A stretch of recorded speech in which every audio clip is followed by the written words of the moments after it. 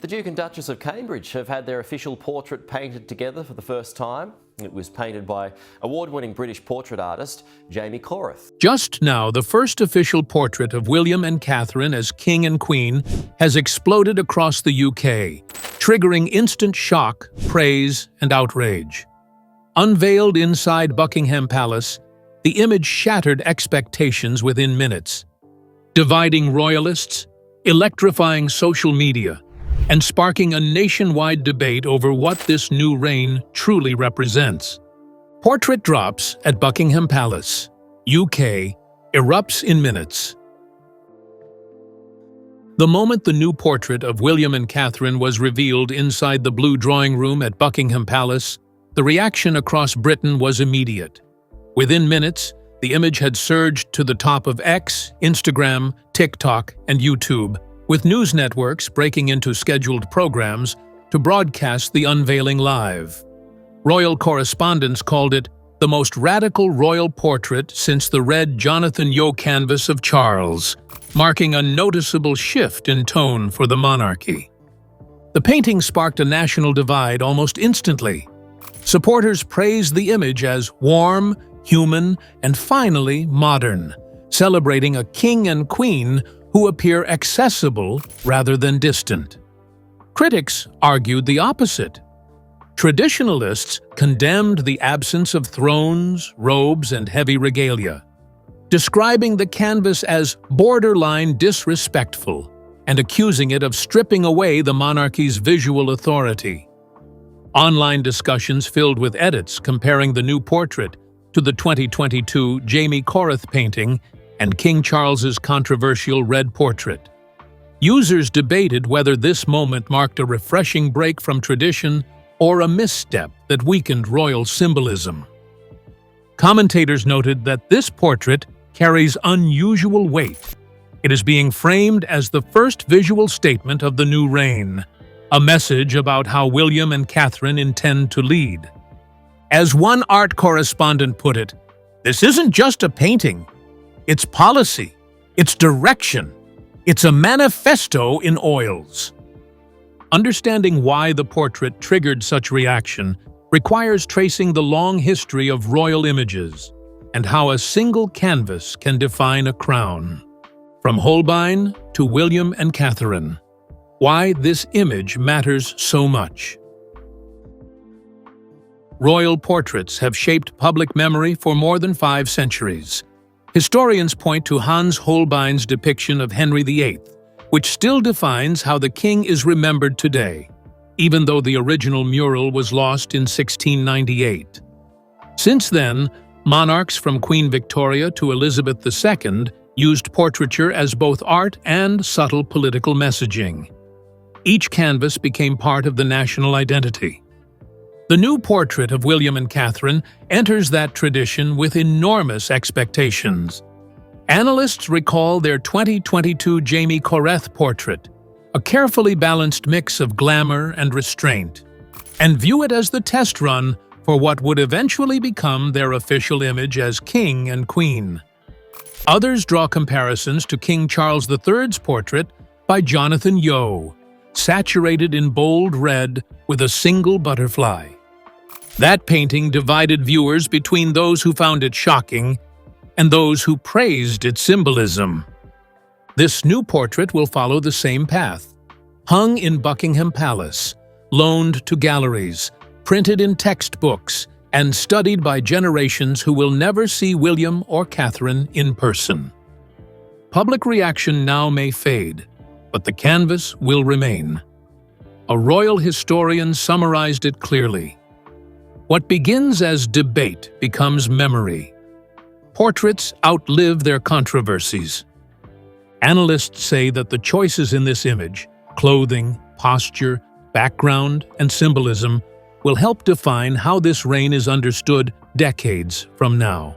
It is not simply a picture, it is the first chapter of a visual legacy. The next key question is what this portrait actually shows, and how William and Catherine are choosing to present their power. Equal partners, not a hierarchy. The new power pose. The most talked about element of the new portrait is the way William and Catherine stand beside each other. There is no height imbalance, no traditional staggering, no arrangement that places the king in front while the queen angles toward him. Instead, they appear level, two figures sharing one role.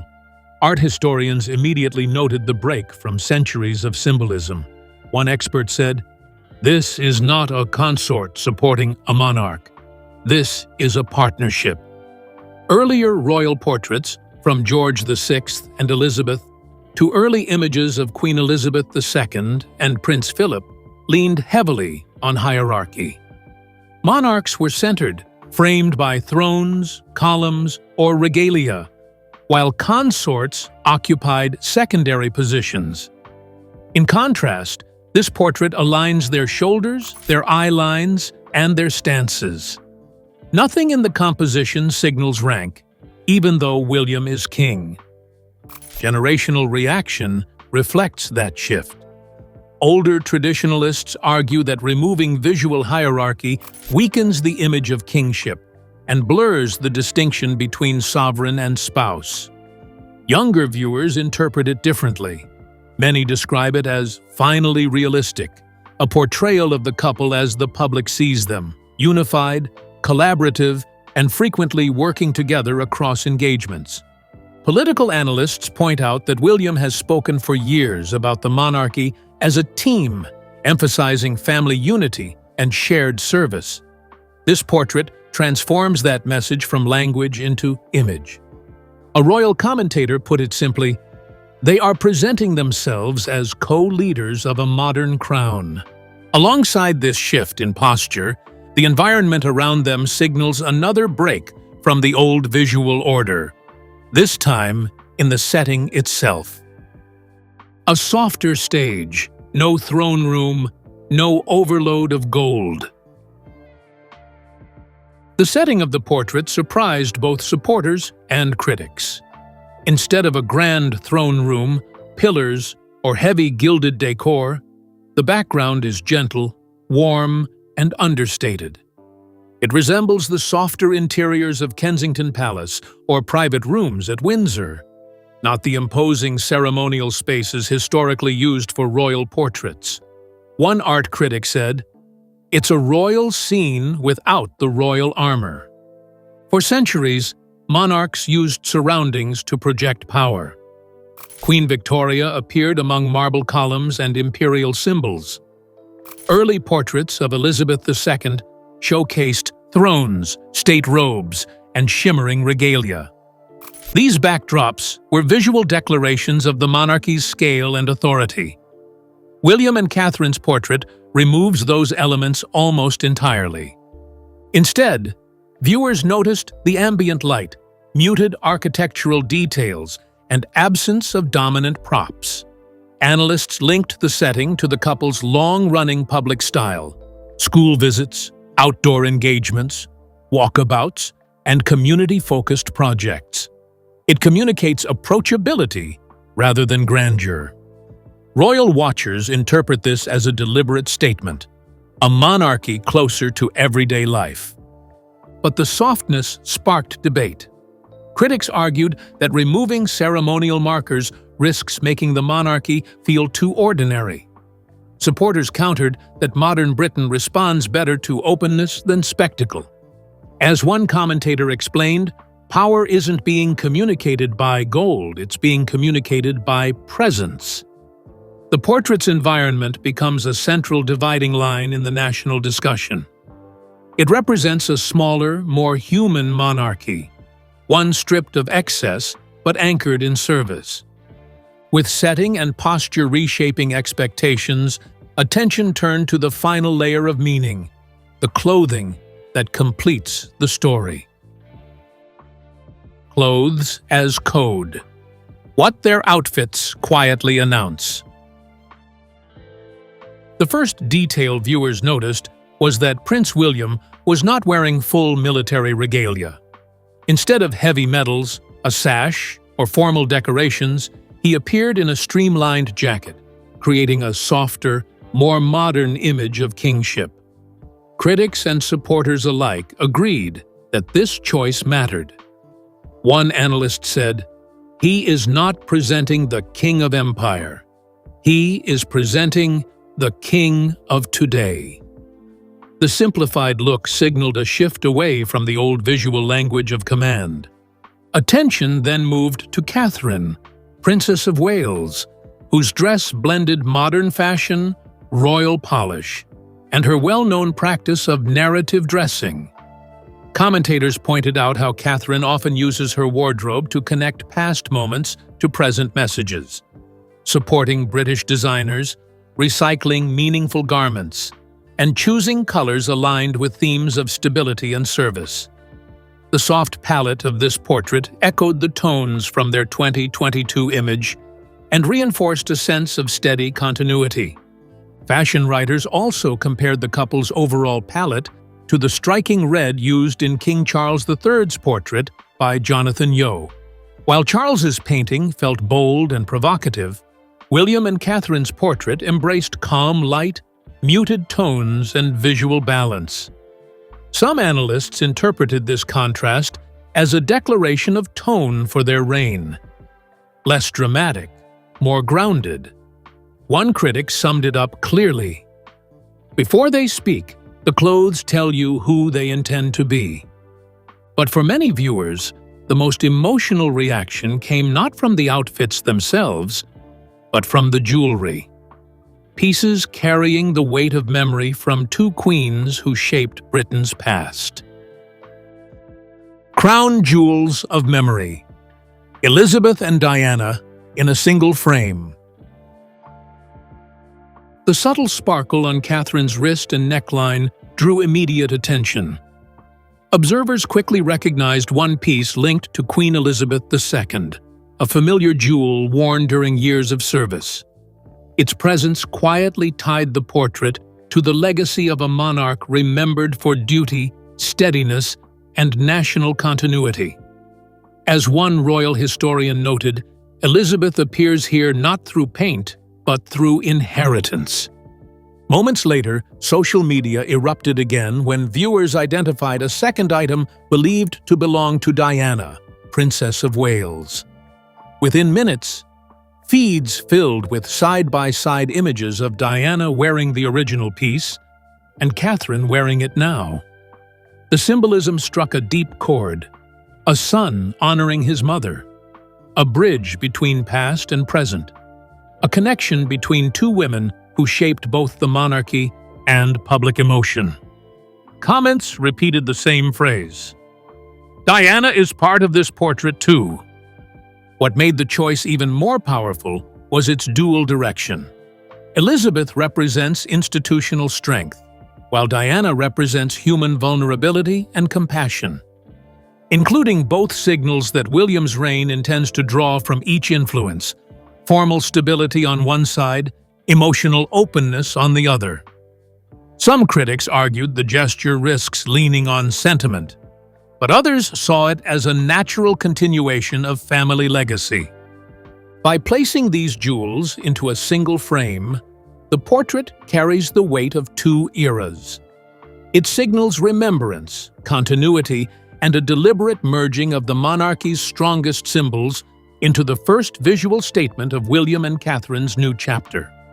And with this foundation of legacy and symbolism, viewers moved on to examine the final layer, the body language and hidden details that reveal what the portrait is truly saying beneath the surface. Body language and hidden symbols, reading the subtext of the image. Experts studying the portrait were quick to focus on the physical positioning of Prince William and Catherine, Princess of Wales. Their bodies angle subtly toward each other while their faces look outward, creating a balance between private unity and public duty. Analysts describe this as a portrait where partnership is quietly shown rather than announced. One specialist noted, "Their stance says we face the world together." The closeness of their hands, almost touching, breaks from older royal portraits where distance symbolized formality. Observers also examined the calm, warm light reflected across the background. Some pointed to a small architectural motif, possibly referencing Wales or Scotland, reinforcing their identity as a national couple rather than a London-centric monarchy. Cropped images of this detail circulated widely, with viewers debating whether it represented a charity link, an environmental theme, or a nod to William's long-term interest in conservation. Another striking choice is the absence of a visible crown on William. This detail aligns with his consistent emphasis on service and mental health, presenting a king who leads without relying on traditional symbols of dominance. Critics and supporters both recognized the message. As one art writer put it, authority here is expressed through presence, not props. The portrait's subtle symbols, light, posture, proximity, create a softer narrative than past royal images. They portray a monarchy stepping forward with empathy, steadiness, and shared responsibility. But while the hidden symbols shaped quiet interpretations, the public reaction was anything but quiet. The online debate over this portrait became one of the most divided royal conversations in years. Online firestorm: masterpiece versus betrayal of tradition. Within hours of the unveiling, social platforms split into two loud camps.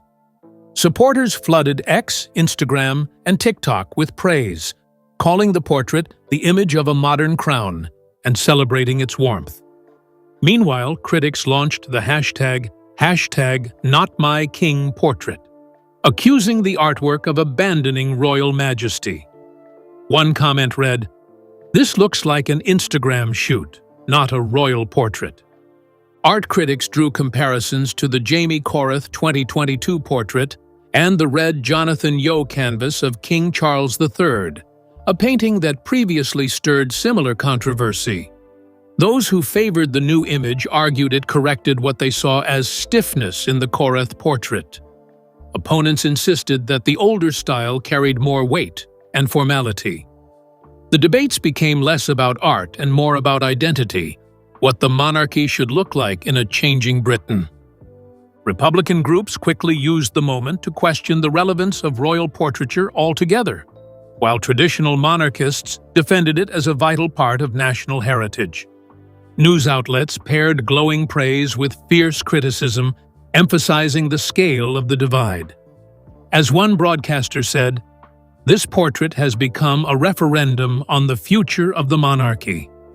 Supporters pushed back by pointing to William and Catherine's consistent public approach, school visits, mental health work, and community engagement, saying the portrait matches the couple the public already sees.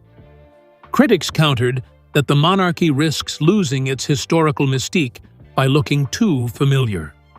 The portrait did more than spark conversation.